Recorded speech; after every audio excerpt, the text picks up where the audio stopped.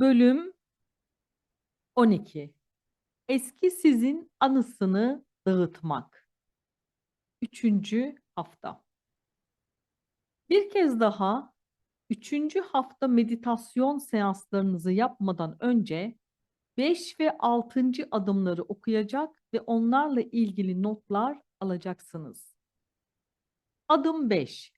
Gözlem yapma ve hatırlama.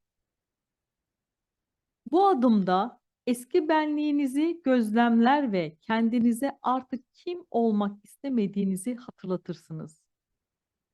Tıpkı kısım 2'deki meditasyon tanımı gibi gözlemlemek ve hatırlamak, benlikle aşina olmak, benliği işlemek ve bir şekilde bilinmeyeni bilinir yapmak demektir. Siz burada gözlem yoluyla daha önce adım 2 tanımada isimlendirdiğimiz zihin ve beden durumunu oluşturan belirli bilinçaltı veya alışılagelmiş düşünce ve eylemlerin bilincine varacaksınız. Sonra kendinize hatırlama yoluyla artık olmak istemediğiniz eski benliğinizin tüm niteliklerini hatırlatacaksınız. Eski benlik olmaya artık güç vermek istemediğiniz düşüncelerle ve hayata geçirmek istemediğiniz davranışlarla aşina olacak ve böylece bir daha eski benliğe razı olmayacaksınız. Bu sizi geçmişinizden özgür bırakacak. Zihinsel olarak prova ettikleriniz ve zihinsel olarak ortaya koyduklarınız nörolojik seviyede kim olduğunuzdur. Nörolojik siz an be an düşünce ve eylemlerinizin kombinasyonundan meydana gelir. Bu adım kim olduğunuza dair daha yüksek bir farkındalık ve daha iyi bir gözlem yaratmak için tasarlandı. Siz eski benliğinizi düşünüp inceledikçe artık kim olmak istemediğiniz konusunda net bir fikre ulaşacaksınız. Gözlemlemek, alışılagelmiş zihin durumlarınızın bilincine varmak. Adım 2. Tanımada sizi yöneten duyguyu gözlemlediniz. Şimdi sizden eski hislerin harekete geçirdiği belirli duygu ve eylemlerinizle aşina olmanızı ve hayatınızı yaşarken kendinizi o anlarda yakalamanızı istiyorum. Sık sık pratik yaparak eski kalıplarınızın bilincine varabilir ve onların hayata geçmesini önleyebilirsiniz. Nihai sonuç eski benliğin bir adım önünde olmak ve onu kontrol edebilmektir. O yüzden gün içinde bilinçaltı düşünce ve alışkanlıklarınızı devreye sokan duygularınızın başlangıcını fark etmeye başladığınızda o benliği öyle yakından tanırsınız ki en ufak bir kaçak bile farkındalığınıza ulaşır. Örnek olarak tütün veya şeker gibi bir madde bağımlılığını aşmaya çalışıyorsanız, bedenin kimyasal bağımlılığının krizlerini ne kadar çok hissederseniz onlara karşı o kadar çabuk zafer kazanırsınız. Herkes aşermelerin ne zaman başladığını bilir. Siz dürtüleri, arzuları ve kulağa hadi yap, bana da ver, hadi bir kereliğine gibi gelen çığlıkları fark etmeye başlarsınız. İlerlemeye devam ettiğinizde zaman içinde ne zaman bu aşermeler ortaya çıksa siz onlarla baş etmek için daha güçlü bir donanıma sahip olursunuz. Aynı şey kişisel değişim için de geçerlidir. Ama bu kez madde sizin dışınızda var olan bir şey değildir. Gerçekte o madde sizsinizdir. Duygu ve düşünceleriniz sizin bir parçanızdır. Ne olursa olsun sizin buradaki hedefiniz bir daha hiçbir düşünce veya davranışın gözünüzden kaçmaması için kendinizi kısıtlayan olma halinin farkında varmaktır. Yaptığımız hemen her şey bir düşünceyle başlar. Ama sırf aklınızda bir düşüncenin olması bunun gerçek olduğu anlamına gelmez. Çoğu düşünceler Yalnızca sizin sürekli istemlerinizle beyinde örülmüş eski devrelerdir. Bu yüzden kendinize sormalısınız. Bu düşünce doğru mu? Yoksa bu şekilde hissederken düşündüğüm ve inandığım şey mi? Eğer bu dürtüyle hareket edersem bu bana hayatımda yine aynı sonucu mu doğuracak? Gerçek şu ki bunlar geçmişinizden gelen güçlü duygularla bağlantılı yankılardır ve beyindeki eski devrelerinizi harekete geçirip sizin tahmin edilebilir şekillerde davranmanıza sebep olurlar. Yazmak için fırsat.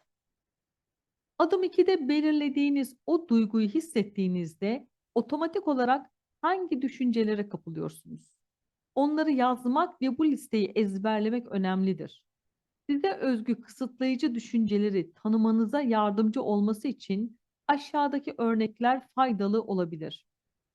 Kısıtlayıcı otomatik düşüncelere örnekler. Günlük bilinçaltı zihinsel provanız. Asla yeni bir iş bulamayacağım. Kimse beni dinlemiyor. O beni her zaman sinirlendiriyor. Herkes beni kullanıyor. Artık pes etmek istiyorum. Bugün benim için kötü bir gün. O yüzden neden değişmekle uğraşayım ki?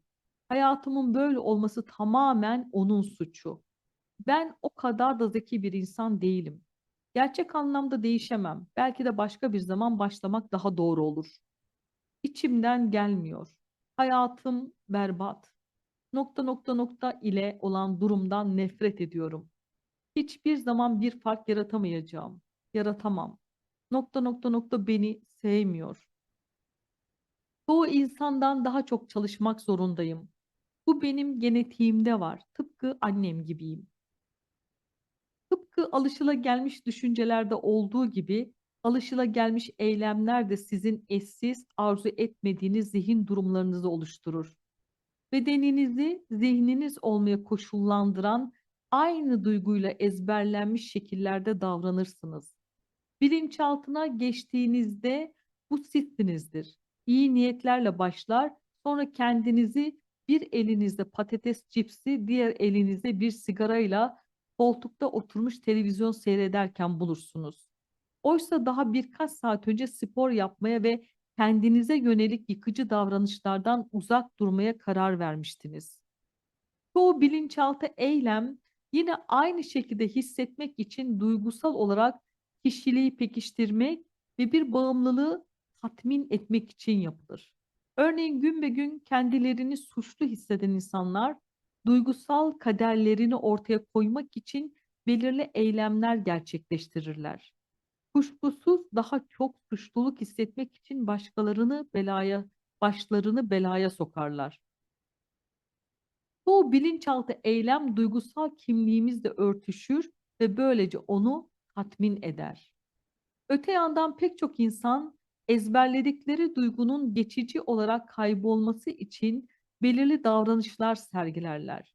Kendilerini acı ve boşluk duygularından kurtarması için kendileri dışında bir şeyden medet umarlar.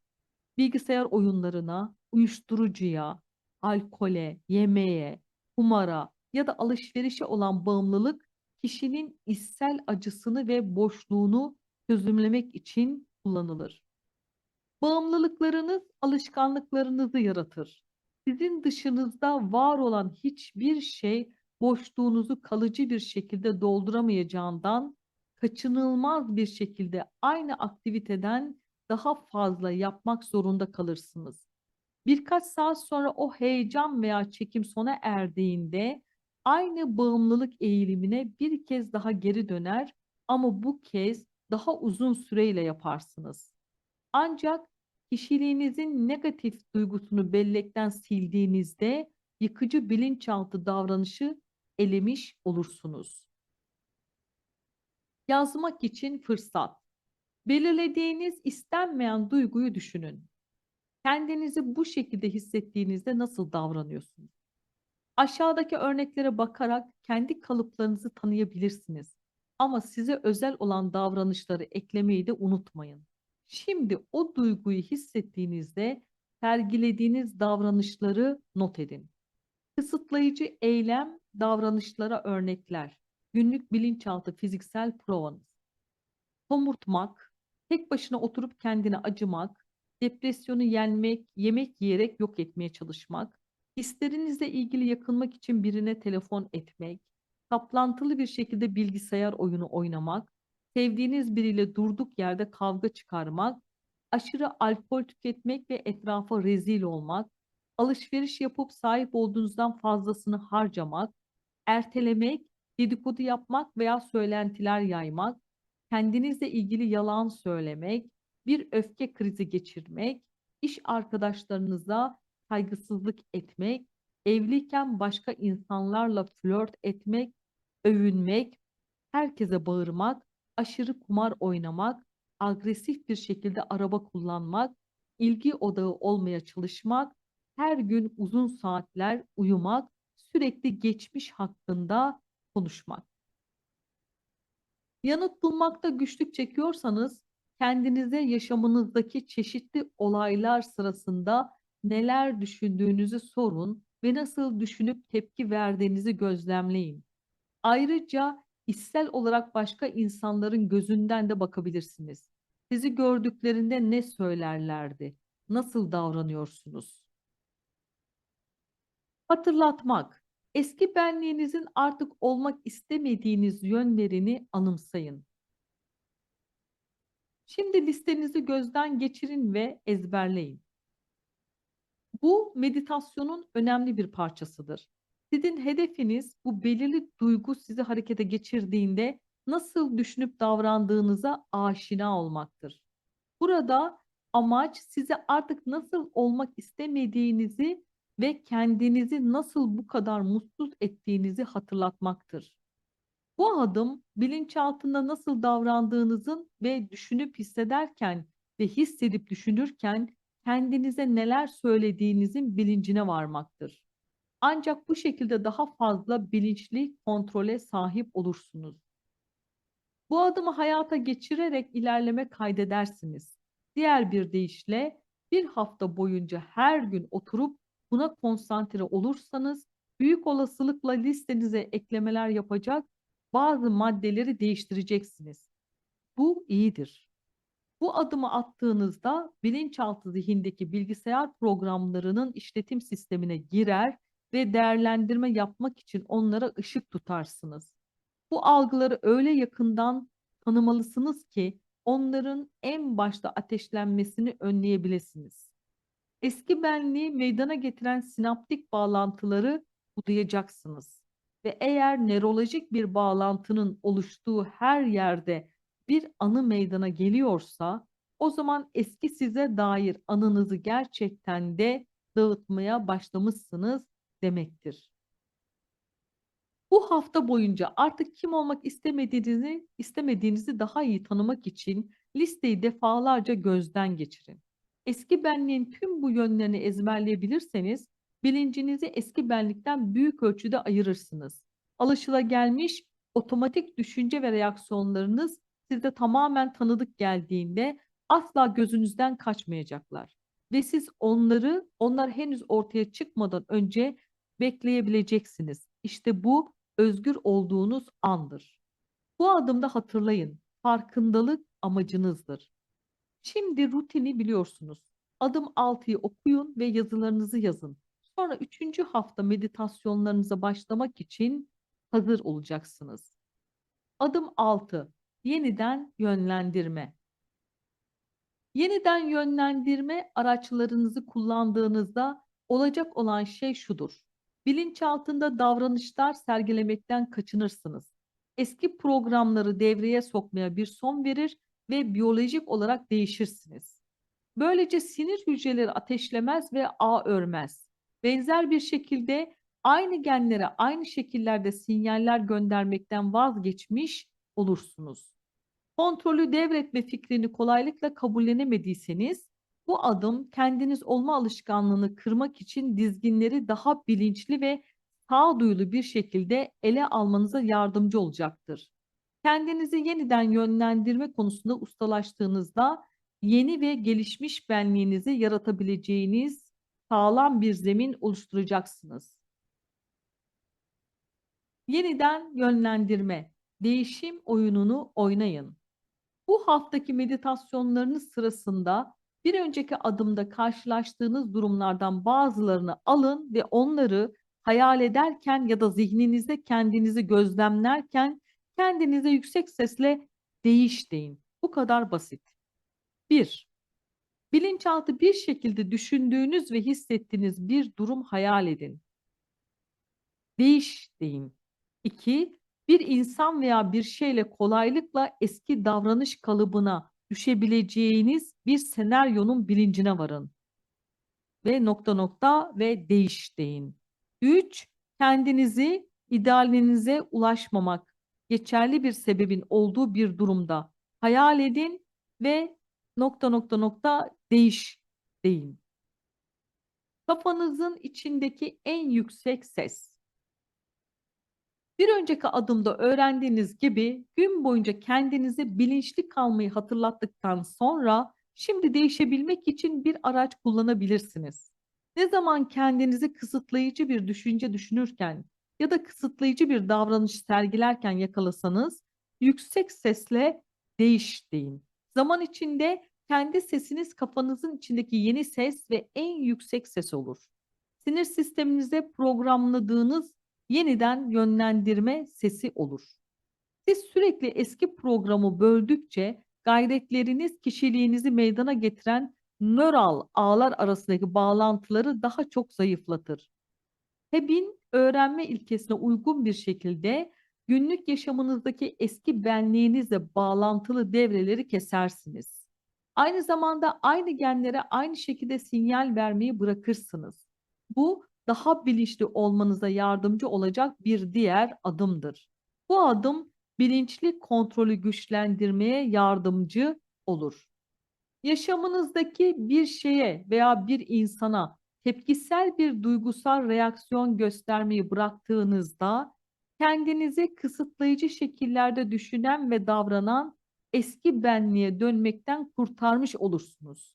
Aynı şekilde rastgele bir anı veya çevresel bir faktörle bağlantılı bir özdeşleştirmeden kaynaklanabilecek düşünceleriniz üzerinde bilinçli kontrol sahibi olduğunuzda aynı gerçekliği yaratan aynı düşünceleri düşünüp aynı eylemleri sergilediğiniz tahmin edilebilir kaderden uzaklaşmış olacaksınız. Bu sizin kendi zihninize yerleştirdiğiniz bir anımsatıcıdır. Farkındalığınız arttıkça, tanıdık düşünce ve duygularınızı yeniden yönlendirdikçe ve bilinçaltı olma hallerinizi tanıdıkça değerli enerjinizi boşa tüketmekten de vazgeçmiş olursunuz. Bir hayatta kalma evresinde yaşarken bedenin öz dengesini bozup bol miktarda enerji tüketerek onu acil durum moduna sokarsınız. Bu duygu ve düşünceler beden tarafından tüketilen düşük frekanslı enerjiyi temsil eder. O yüzden bilinçli olduğunuzda ve onları bedene zarar vermeden önce değiştirdiğinizde onu ne zaman fark etseniz ya da yönlendirseniz yeni bir yaşam meydana getirmek için kullanabileceğiniz yaşamsal enerjiyi muhafaza etmiş olursunuz. Çağrışımlı bellek otomatik tepkileri tetikler. Bilinçli kalmak o yeni yaşamı meydana getirmede son derece önemli olduğundan çağrışımlı belleğin sizin geçmişte bilinçli kalmanıza neden bu kadar zorlaştırdığını ve yeniden yönlendirme uygulamasının sizi eski benliğinizden nasıl kurtarabileceğini anlamak da çok önemlidir.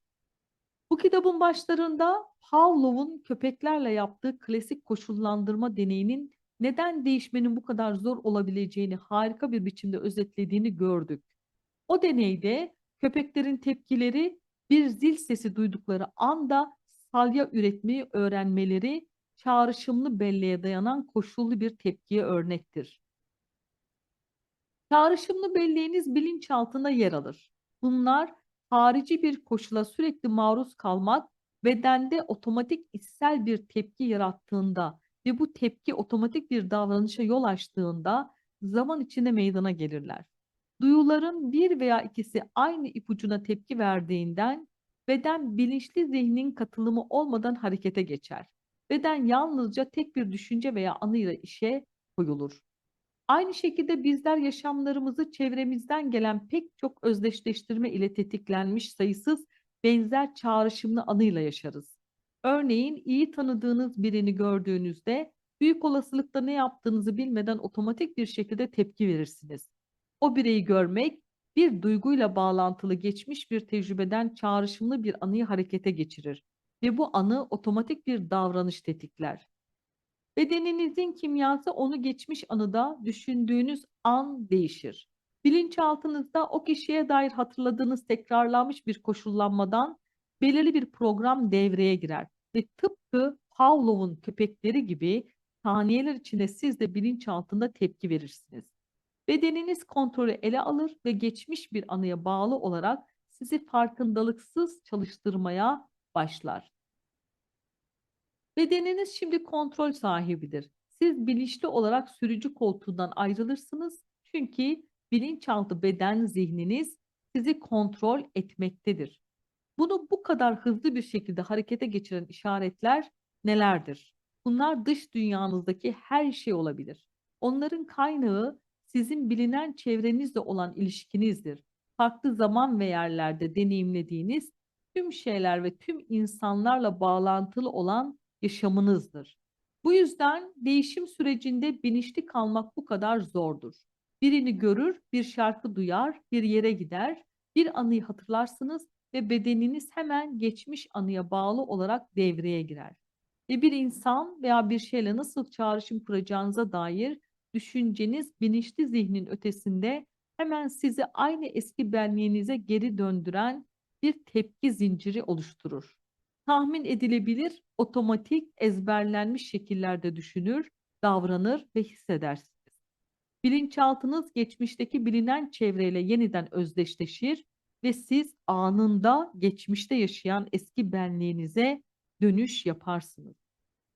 Pavlov mama ödülü sunmaksızın zili çalmaya devam ettiğinde zaman içinde köpeklerin otomatik tepkileri azalma kaydetti. Çünkü onlar artık aynı özdeşleştirmeyle hareket etmemeye başladılar.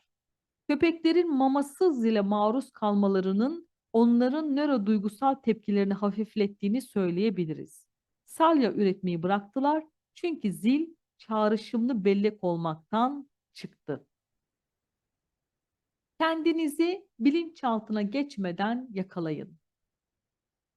Akıl gözünüzde kendinizi duygusal anlamda eski benlik olmadan yakaladığınız bir dizi durum hayal ettiğinizde aynı uyarıcıya defalarca maruz kalsanız da zaman içinde o koşula verdiğiniz duygusal tepki zayıflayacaktır. Ve siz kendinizi eski kimliğin aynı teşviklerine maruz bırakıp nasıl otomatik bir şekilde tepki verdiğinizi gözlemledikçe yaşamınızda bilinçaltına geçmeye engel olacak kadar bilinçli olacaksınız. Zaman içinde eski programı devreye sokan tüm o çağrışımlar tıpkı köpeklerin mama olmaksızın zille yaşadıkları tecrübedeki gibi olacak. Artık benzer insanlar ve şeylerle bağlantılı olan nörokimyasal size dönmeyeceksiniz. Dolayısıyla sizi sinirlendiren bir insana dair düşünceleriniz ya da eski erkek arkadaşınızla olan etkileşiminiz artık sizi yormayacak. Çünkü siz kendinizi yeteri kadar durdurmuş olacaksınız. O duyguya olan bağımlılığınızı bitirdikçe irade dışı hiçbir tepki olmayabilir. Bu adımda sizi o çağrışımlı duygudan ya da düşünce sürecinden kurtaran şey bilinçli farkındalığınızdır. Çoğu zaman bu tepkisel reaksiyonları fark etmeksizin çünkü siz o sırada eski siz olmakla meşgulsünüzdür. Bu hayatta kalma duygularının bedeninizdeki aynı genetik tuşlara basıp bedeninizi parçalayarak hücrelerinizi olumsuz şekillerde etkilediğini anlamak için duygu barometrenizin ötesinde bilinçli olmak çok önemlidir. Bu durum şu soruyu gündeme getirir. Bu duygu, davranış veya tutum kendime karşı sevgi dolu mu? Değiş dedikten sonra ben şöyle eklerim. Bu bana karşı sevgi dolu değil. Sağlıklı, mutlu ve özgür olmamın ödülleri aynı yıkıcı kalıba takılıp kalmaktan çok daha önemlidir. Aynı genlere aynı şekillerde duygusal sinyaller gönderip Bedenimi bu kadar olumsuz şekillerde etkilemek istemiyorum.